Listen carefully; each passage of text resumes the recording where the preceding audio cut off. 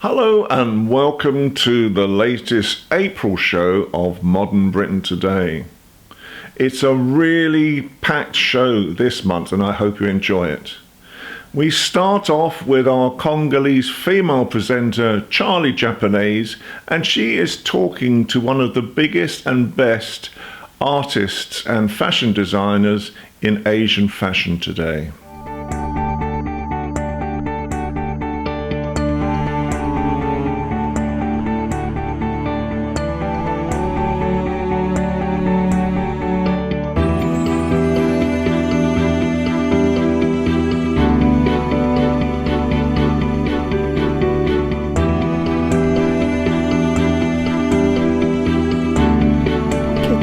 How did you start your business?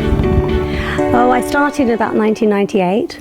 I opened my own boutique in Wembley, and we launched there. We were there for about 5 years, and we then ended up specializing in bridal and couture. And the brand name became synonymous with couture and bespoke made-to-order bridal wear. We dressed several celebrities on the way, including people like Mel B. We made dresses for Princess Eugenie and Beatrice. Then we've kind of now moved on from Wembley. We've moved here to Green Street. We've been here over 10 years. We opened our new store in the new shopping mall because we thought it was really current, a really nice kind of space, kind of your first Asian kind of shopping mall. We've actually now gone into online. Our website, reshma.co.uk, is the main core part of our business, where we sell a kind of a real mixture of eclectic fusion wear. And with the product line, we sell it online, we sell it in the store, and we still continue to do the bridal wear. Wow, wasn't that the most amazing fashion? It shows you how colourful Asian fashion really is. So thank you to Charlie and Reshma for doing that particular piece for us. Now I come to one of my best friends, William Kupuka Bwebwe. He is a black police officer in London, but he has created the most amount of respect for African people right through Britain. So this is his story when I interviewed him against the background of the Thames the other day. My name is William Kapuku Bwabwa, and I live in London and work in London as well. And tell me, what do you do? What is your job?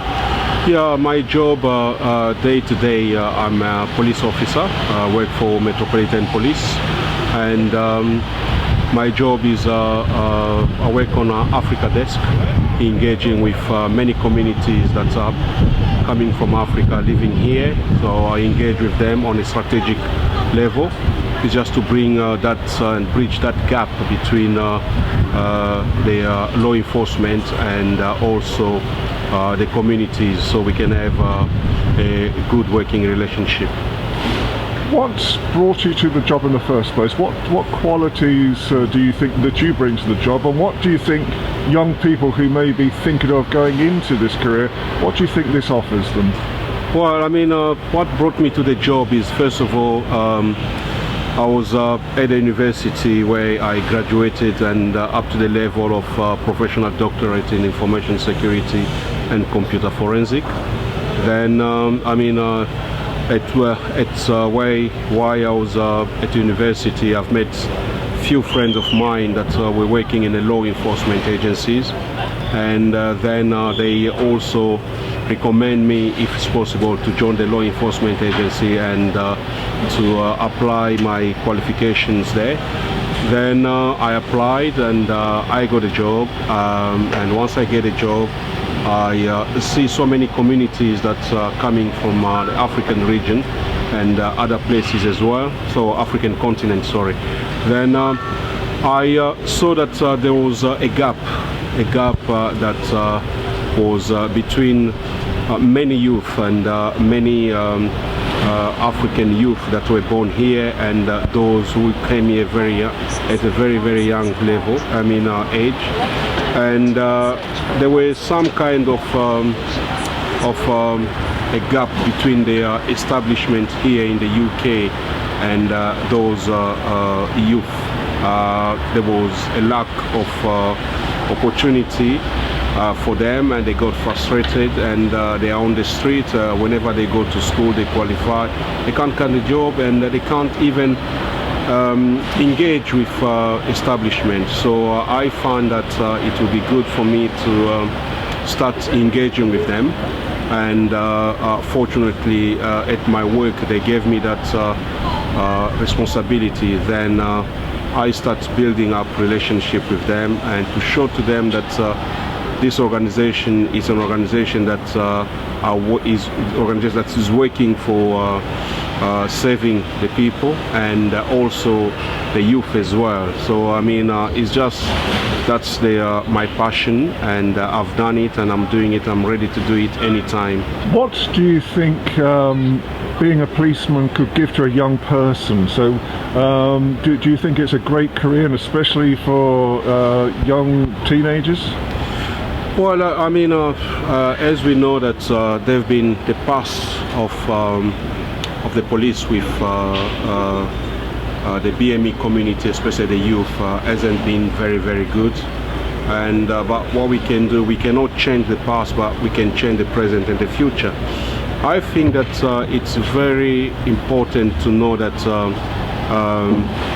the organization is for everyone. I mean, everyone that wish to join, especially the youth that have got so many to offer, and you can build up your career, and you can go forward and also fulfill your ambitions. I mean, being a police officer is like any other job, any other organization that you can join, and once you are in, you can progress, and you can see where you can specialize yourself. So I think it's a great place to come and work, and to change also the organization. We need more youth, we need more BME, we need more people to join in.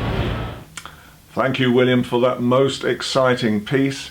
He is a marvellous person in real life. And now I'm sat down. Why? I always sit down when there's food around. So now we move back to Filipino food with Jane Levy.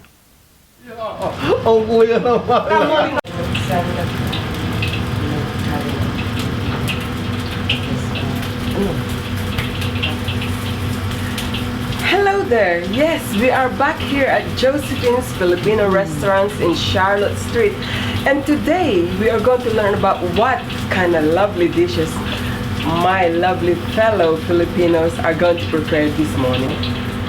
My name is Josefina Poniente, owner with the Filipino Cuisine in London. My name is Romel Alvaro, and I work as one of the chefs here in Josephine's restaurant. And you are the singing chef! Ah, my goodness! I bless the day I found you. What are you going to show us today? Well, we're going to show you how we cook the Philippine cuisine. And what are they? Can you name the dishes that you're going to make today? Okay, we do the kari-kari, pinakbet, and pancit. Alright, we cook now the kari-kari. So we do saute with the ingredients is we do saute with garlic, onion, and put some water and peanut butter. So we saute now the garlic and onion with stock water. So nice. With this, strip with the chicken. She's actually going to make some nice pancit for us. So let's see how it's done.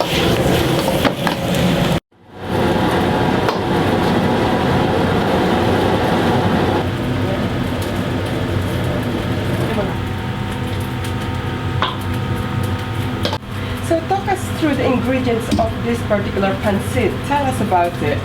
What's in it? Okay, pancit is you saute with garlic, onion, and then put some stock water with that, and then put the noodle, and then put some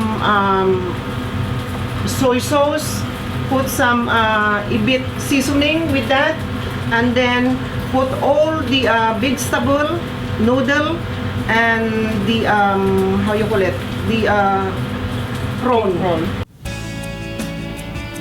So, Ate Josephine, what type of foods do we have here on the table today? Alright, this one, the pinakbet, special pancit bihon, beef kari-kari, tocino, and garlic rice. That's nice. So tell us about where did this all influential food came from? That one came from Malay rice, the one from Spanish, American, Chinese, and Filipino. Well, Jane, well, Josephine, I feel so hungry again. Oh, what am I going to do? In the meantime, whilst I'm rummaging around, let's move on to our next piece. Each show we will do something to teach young people how to get into the field of technology with the help of the Huber Foundation and Huber Technology. This time, Director Douglas talks to one of his great friends about how to get into the business and the skills that are required to actually become successful. This is Commander Ludvigsen, who is a Norwegian naval commander who served with the royal family of Norway. And he's also a board member for a very high-tech company. So Bill, how do you see the technology today? I think technology is very interesting. I can think about my service in the Navy for 35 years. I see what I started with, and then I see now where we are today.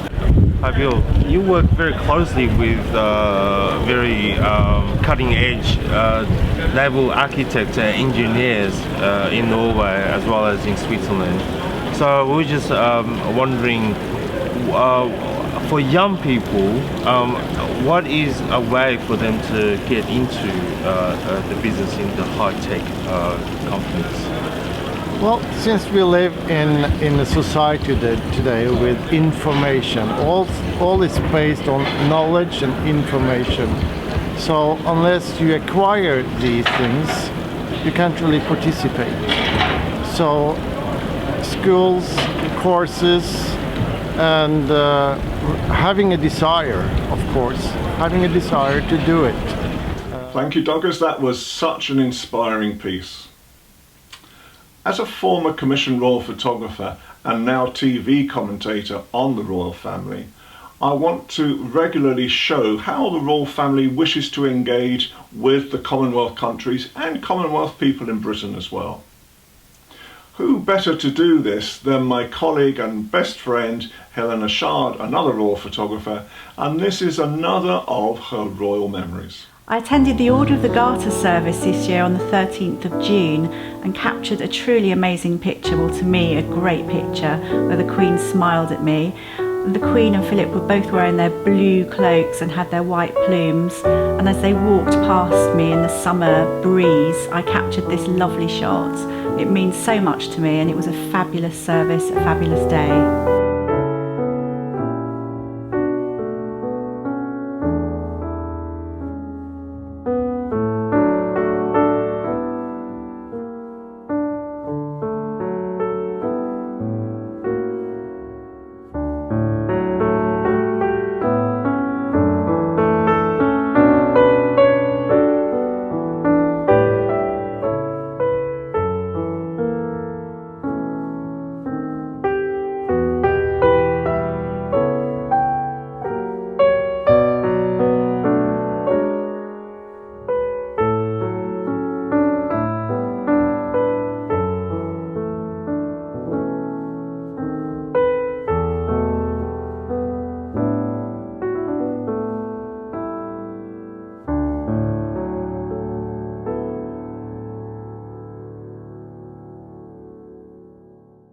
So it's the time of year, folks, when it is Street Carnival. And who better to talk about it than Mahogany, a London-based company that actually creates some of the wonderful costumes.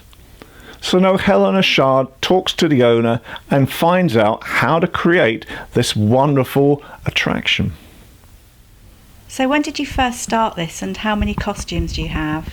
Well, we started way back in 1989. We won every prize in Notting Hill Carnival that year. And we never looked back. People kept asking us, well, we'd love to have can we borrow that? Can you come and perform for us? And so we decided we would keep all our costumes so we can actually do all those performances when people ask us to.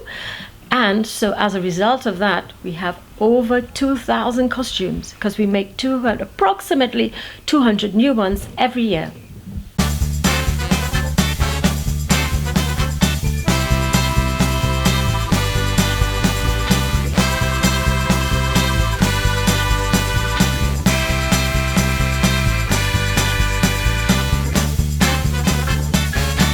Exhilarating, exciting, fun to be on the road and see the response of people watching. I was chosen by Clary. I think she enjoyed how I wore her costumes and performed them. And what was the spectacular costume that you wore last year? This costume behind me is a replica of the costume I wore last year, looking at music, jazz, and it was some magnificent horns. And what makes Mahogany so successful? It is the Mahogany family. We create the spirit of carnival.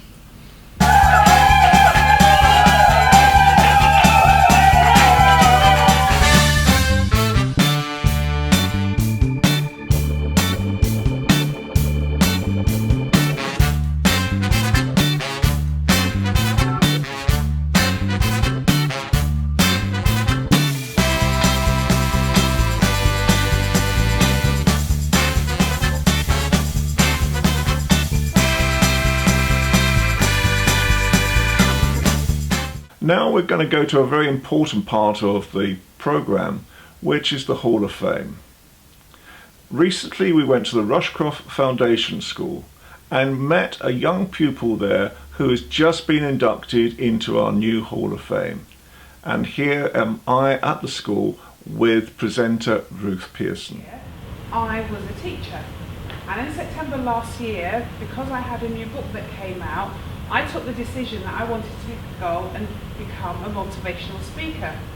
And as well as becoming a motivational speaker, I also wanted to do some work with young people and their families about the importance of education. Now you see me standing here today, but just like some of your parents, I have a long-term medical condition. And just like some of you here, I think all of you here, my sons had to take care of me when I'm ill. So Tyler, welcome to the Great British Good News Show Hall of Fame. You are the first recipient of this, so I hope you're delighted with this as well. And I know Ruth has got a few questions to ask you. Tyler, what do you have to do at home as a young carer? I have to look after my mum because she has epilepsy. How does that make you feel, having to be looking after your mum? It's okay at times because as a young person, it would make me more mature growing up than I would have done. Okay. And in terms of school, how is it affecting you in school? In school-wise, it's more like responsibility for me for doing homework and stuff and getting schoolwork done, but I get through it. Get rid of it, yeah. How do you feel that the school has helped you?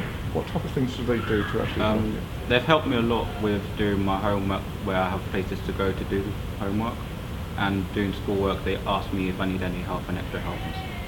Because you've got this remarkable record. Your halo is shining this afternoon. So well done you. So what changed you? What was the sort of thing that you because you've taken on so much responsibility at such a young age. What was the thing to actually change your thought process to actually do this now? There's more fact just like growing up quick and taking responsibility for myself and for looking after my mum and stuff. Yeah. Well done you. Thank you.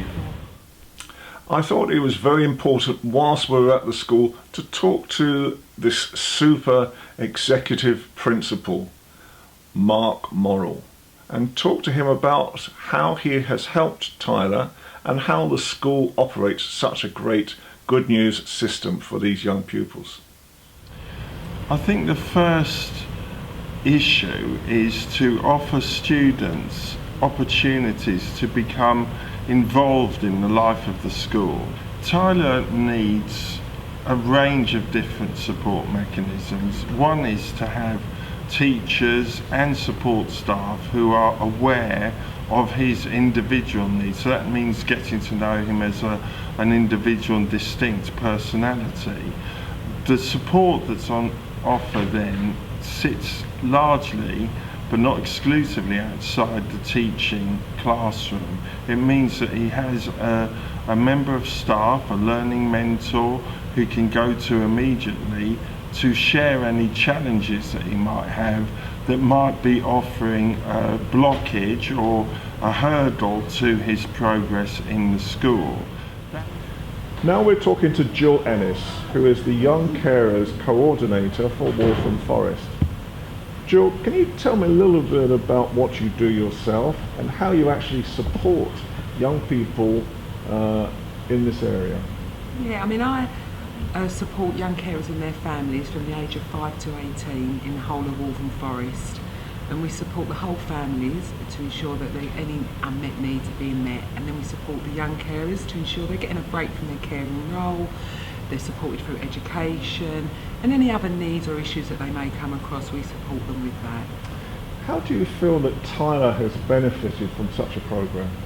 I mean, Tyler's been amazing. It was quite difficult to engage in the beginning, coming to Young Carers Youth Clubs. He didn't want to leave his mum, and he found that quite difficult, that she would be left without anybody to support her. But once we'd kind of overcome that issue, and he started to come along on a Friday night to Young Carers Club, realised that he wasn't alone, there's other young carers.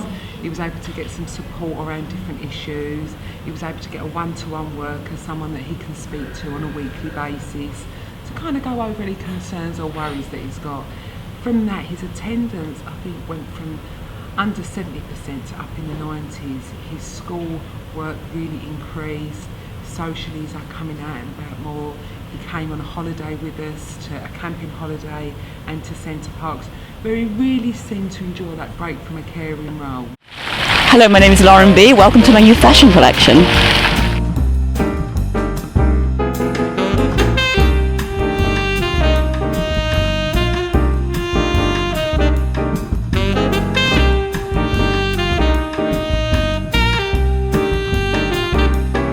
Beautiful black tulle gown. It's almost like a black swan. It's layers and layers of beautiful tulle.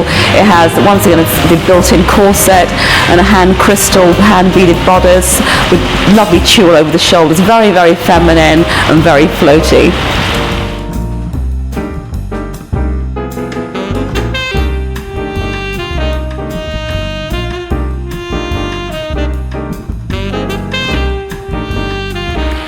Beautiful red chiffon gown. It's gorgeous. It has a ruched corset, has a built-in bra with beautiful feathers.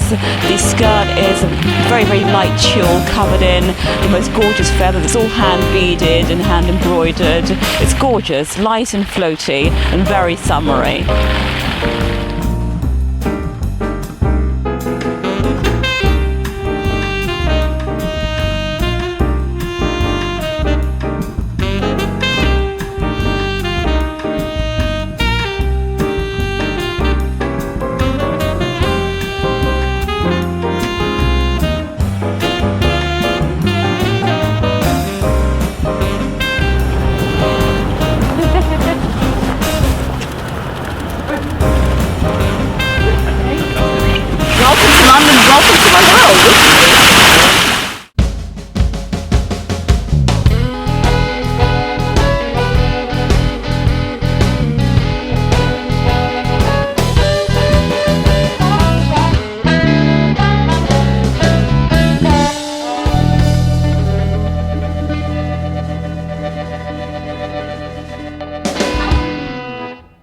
Now we're going to talk to Mesbah Udom, a Muslim filmmaker from New York who is training in London at the moment. He has the most inspirational story again.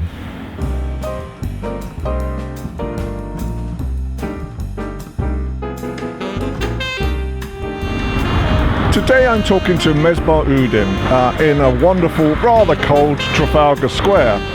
Mesbah is a filmmaker and a film student in London, and he comes from New York. So really we're trying to find out what he feels is great about Britain. What's the good news story for him? So Mesbah, tell me what brought you to London first of all, and secondly, how on earth did you become one of the new generation of filmmakers? So I came to London because I'd honestly never been abroad before, and I thought I wanted to go to a place that, you know, occupied my imagination for so long. I'm originally Bangladeshi, and obviously growing up in Bangladesh, you know, one of the places you hear about abroad is London a lot. So I wanted to come here for the longest time, and you know, when the opportunity presented itself, there was no other place that I wanted to go to. Filmmaker, huh? So I was studying international politics at Georgetown University in Washington, D.C. And one semester, one of my best friends was working on a documentary, and he just asked me to lend a hand, and I was just running around with him, getting some footage. And along the way, I just realized that there was something in it that I really, really enjoyed. Being in the media is such a responsibility. Do you think it's really time for young filmmakers like yourself to really talk about your lifestyles as well? Absolutely. I think more than anything, from a story perspective, it's really important because, you know, whether it's Britain or the United States, there's a huge demographic shift everywhere. And if you keep telling the same old stories, people are just not going to come to the movie theaters. You know, it's a simple concept. So I think more than anything else, out of that necessity, you know, it's important for young filmmakers from diverse backgrounds to tell their stories. But even beyond that, it's important because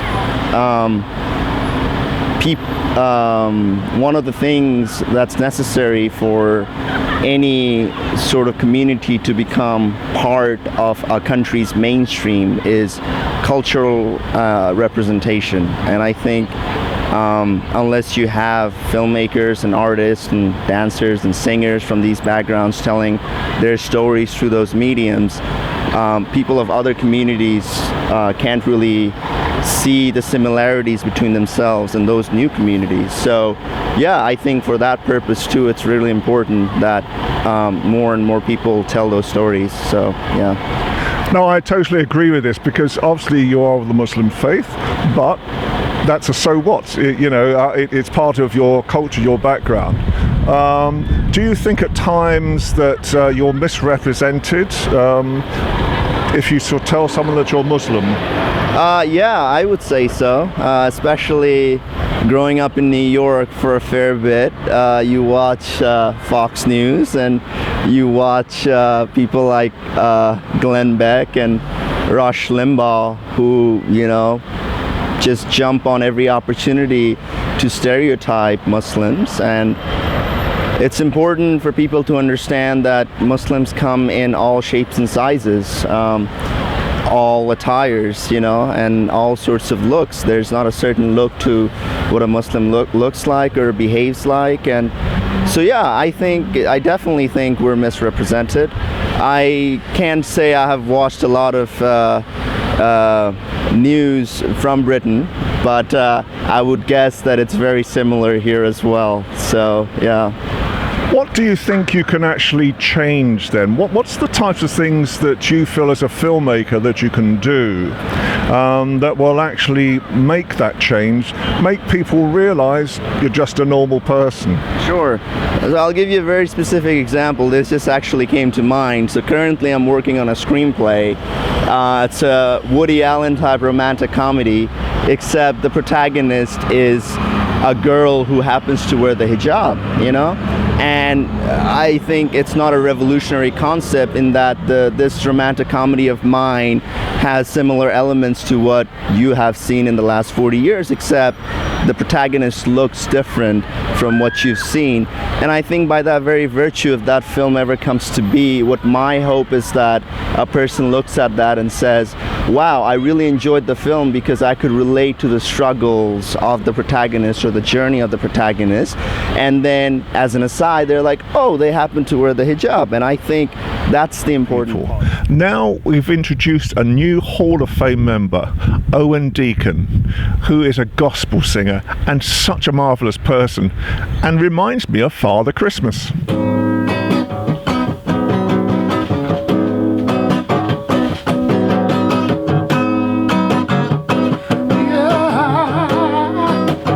Hello there, I am now talking to Owen Deacon, a beautiful gospel artist. I started off in a choir, school choir, then progressed to a pop group. Tried reggae, soul, jazz. Then I went back to church. Well, I know you've got your problems, and I know you got your woes. I learned to overcome pressures at church through studying the Bible and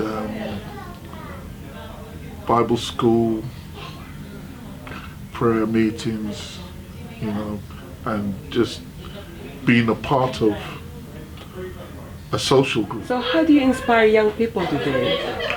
Well, I'm actually teaching at the moment, so that's how I earn my,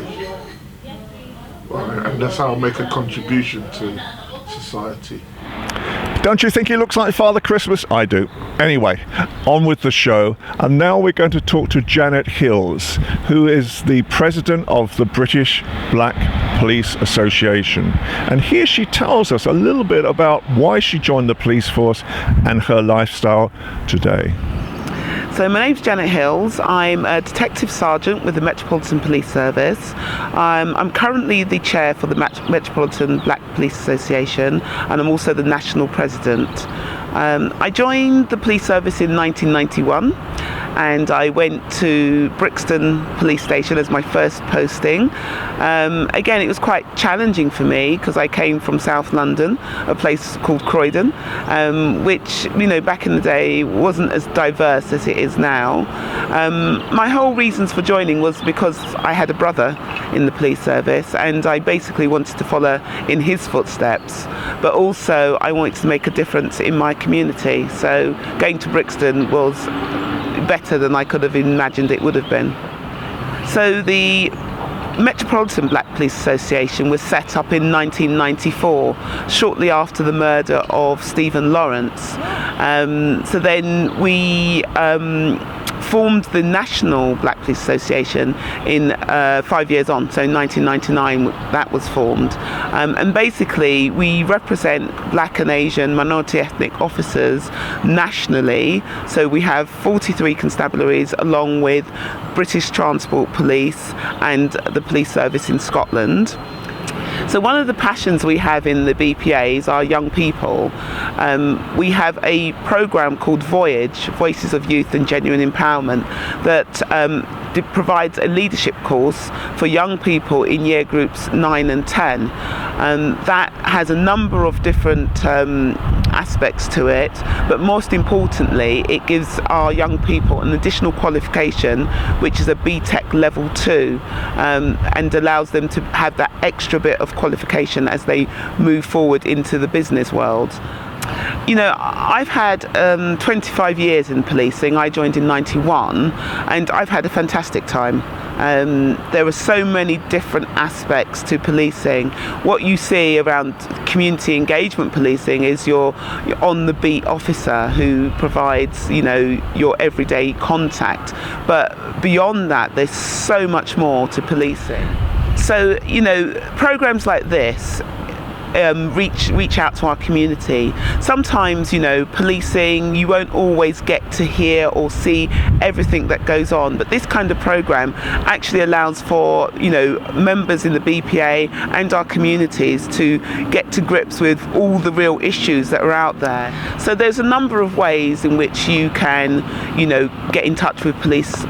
We've got a number of websites. Obviously there's the Metropolitan Police website, there's the Black Police Association website, there's Twitter, there's Facebook. You know, in that social media world, there's loads of different ways that you can make contact with police. Thank you, Janet. That was another wonderful interview and such an inspirational person as well. Hello, my name is Pastor Paul Nkosi from Zion Church here in London. Also, I'm the head of Olive TV, channel 593 on Sky. Bless you.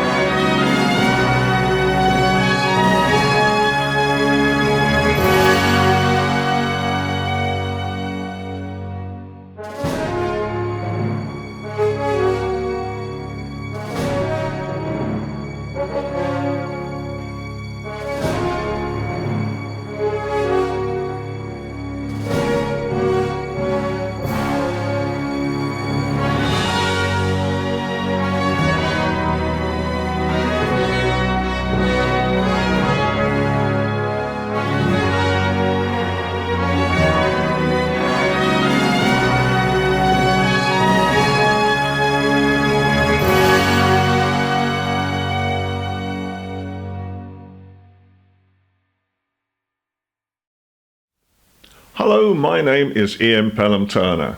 I'm an international royal broadcaster and producer-presenter of Modern Britain Today, which appears on Olive Television Sky 593.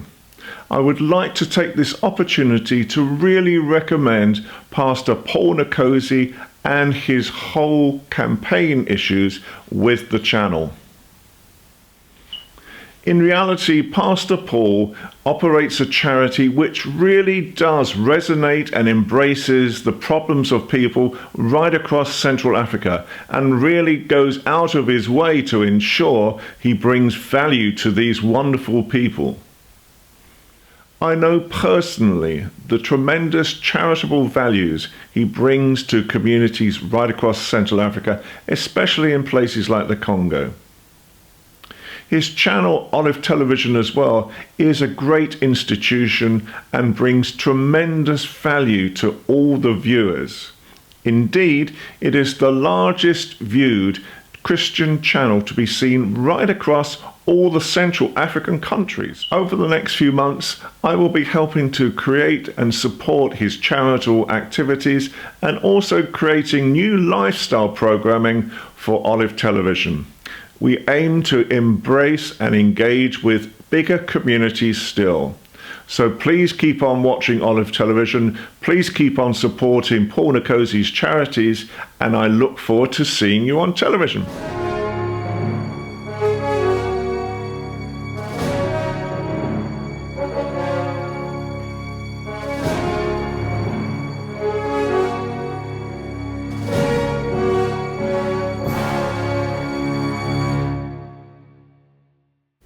Yeah, the one thing about business is start and don't stop. It's your passion and your desire that will make your success. Do your research first, but you must just start, and you'll have obstacles, you'll have things coming your way. Just go through them, doesn't matter what it takes. Your passion will drive you through them. So yes, what makes a good network marketing business opportunity? Well, there's thousands out there, and unfortunately they're not all wholesome. There are people out there that are just after your money, pure and simple. It's again doing your diligence, it's checking the company out as much as you possibly can. On several occasions, wherever the company is, I've flown out to their country, I've met with the company and hopefully the owner of the company to get things checked properly. So in my opinion, really the thing that is different between my team, Team for Winners, and the people we work with is we can help you to avoid the pitfalls and avoid the scam type companies that are out there, because there's so many after your money. They all sound tremendous, they all sound brilliant, but unfortunately they're not, and we've done the diligence for the right ones. So, you know, of the businesses, we have a company called ED now, which is cryptocurrency. If you're not aware, cryptocurrency is the future of money. That's a fact. So it's a great company to be involved in and build your future in safety. And we all want to do that, I'm sure. Yeah? Your money's your money. Keep it. As I have said to many, many people, the thing that will keep you going is your passion. It's your dream. It's why you're doing it. Yeah? When the dream's big enough, the facts simply don't count. So that is what will see you through, but you must be enjoying it as well, of course. So you will always face adversities. To be honest with you, sometimes you're on a massive high, but when things don't turn out as you want them to, you go down. It's called the attitude curve. You go up, you go down, you go up, you go down. Read positive things. Speak to the team you're working with. That's what Team for Winners are experts at, helping you to pick yourself up when it doesn't work out. So I've built teams of thousands and thousands of people, and I've learnt through all these experiences. But you know, networking is called networking for one reason. Yeah, it's a group or team of people working together, and that's where Team for Winners come in, because you've got a hand to be held, so we can see you through all the time, to teach and train you, shorten the time to your success. So I saw the networking industry, and I've been with that industry for 27 years now. I retired in 2003, I started in 1990. I've worked with quite a few companies. I don't jump and hop, because you get with a company and stay with it unless they get it wrong, then you have no option.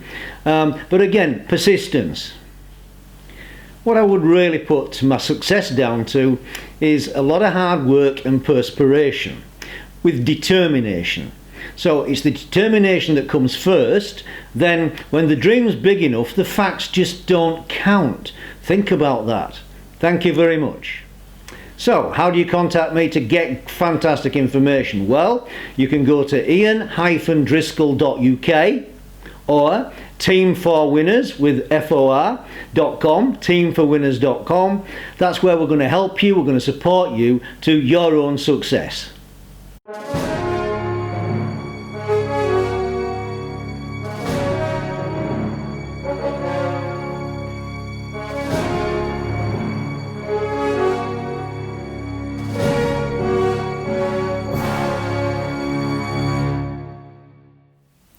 Now we move on to a royal exclusive of our own. Recently we were looking around St Catherine's Docks, which is in central London, and we came across the Gloriana. This was the vessel used by the Queen during the Diamond Jubilee. Then come behind Tower Bridge and you will come to St Catherine's Dock, where you will see some quite interesting surprises as well.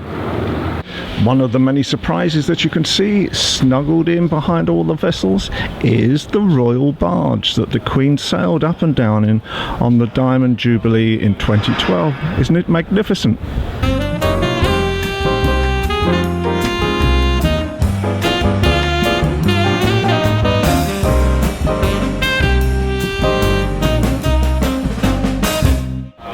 This, I hope, is quite an exclusive for you and the Anglophile channel. This is the first time it's ever been seen this close, unguarded. So the Gloriana is a 94-foot long British tribute, the British Royal Barge for the Queen. She was privately commissioned as a tribute to Queen Elizabeth II for her Diamond Jubilee and was the lead vessel in the Thames Diamond Jubilee pageant. The project to build the Gloriana was initiated by Lord Stirling, who stated he got the idea for a waterborne tribute to the Queen for her Diamond Jubilee from her eldest son Charles, the Prince of Wales. Lord Stirling financed 2/3 of the estimated £1.5 million construction of the project. Additional backers included Sir Donald Gosling and the Canadian billionaire Galen Weston, as well as a Monaco-based Israeli shipping and real estate magnate Eyal Ofer. After leading the parade, Gloriana was presented to the Queen as a gift. The Gloriana, as I say, is 94 foot long. She is powered by 18 oarsmen and 2 electric inboard engines and can carry an additional 34 passengers and crew. According to Lord Stirling, the design is inspired by Canaletto's London painting of the 18th century barges. According to the Daily Telegraph, the design resembles the boat used by the Lord Mayor of London in the 1800s. Construction began in November 2011 at the site in Brentford and was led by master builder Mark Edwards. The materials include wood from sweet chestnut trees from Prince Charles's estate. The sculpture and ornate carvings decorated in gold leaf were made by the Polygon Scenery. Gloriana's ornately decorated oars were made by Windsor, Berkshire-based firm S.J. Sutton Blades, oar makers since the 1970s. As you know, we like to include a lot of royal input into our show at the same time. Helen Arshad and myself are very proud of the types of products and projects we've produced for Royally Rich, as well as Britain.com. So here is an example from the Queen's birthday that we shot a few months ago with Maria Antonou in tow as well.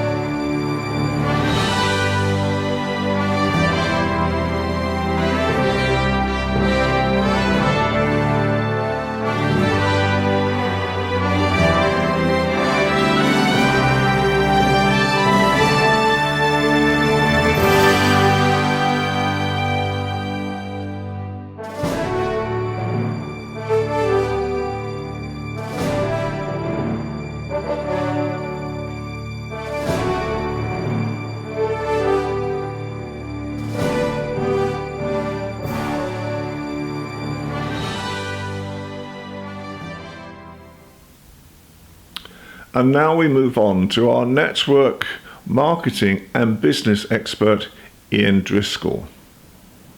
How do you describe it for us? Is it a chronograph? What do you describe it as? Well, there's a new technology coming along called wearable devices. And wearable devices are aimed at, improving our health and monitoring what's happening. So also with the SOS alert, it's a safety device for young children or aging parents living at home. It's really just designed to help us, to help ourselves better. And does it need a rechargeable battery? How does it actually sort of physically operate? Could it run out of charge, for example? Yes, it can. It usually lasts about 4 days on one charge, and you just charge it with a mobile phone charger like we charge our phones with. Very simple operation. When you go to bed at night, just plug it in, and then by morning it's fully charged. And as I said, for 5 days it will actually run without a charge. And again, it always tells you if it needs a charge. The little light turns red. Okay, and there's something of interest on the back you were saying as well? Yep, if we just turn that round, because again what these are germanium and Himalayan salt attributes here. So because they're touching your skin, it actually cleanses your blood, it improves your blood flow. Yeah, and you can just replace those every 4 months or so. The company also give you a new free band every 12 months. Without you paying anything, they will give you another band. Yeah. And as technology is added to it, they will also give you a new one when there are new things used on the unit itself, like the upcoming malaria against the mosquitoes and everything, and that'll all come free of charge.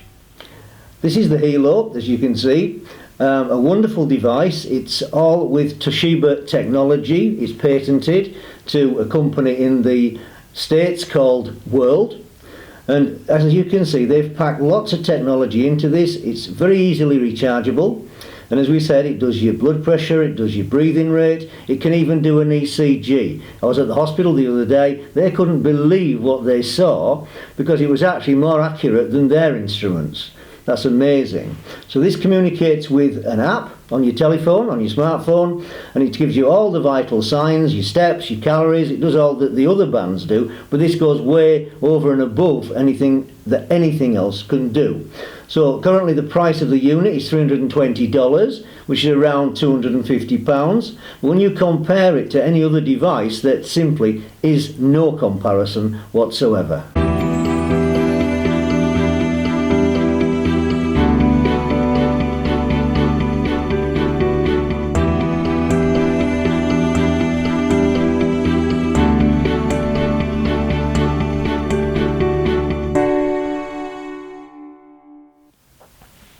Now we move to one of the most exciting but exhausting parts of the show. Yes, it's Keep Fit with Kat.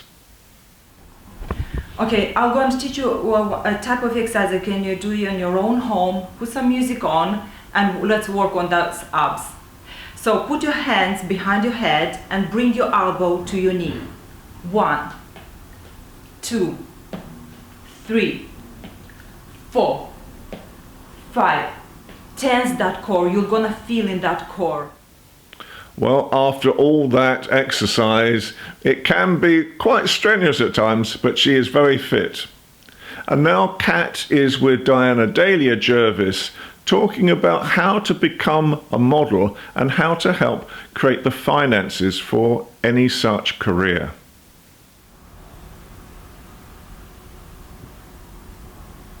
Hi, I'm Diana Dahlia. Hello, I'm Catalina. And welcome to my studio in Chelsea.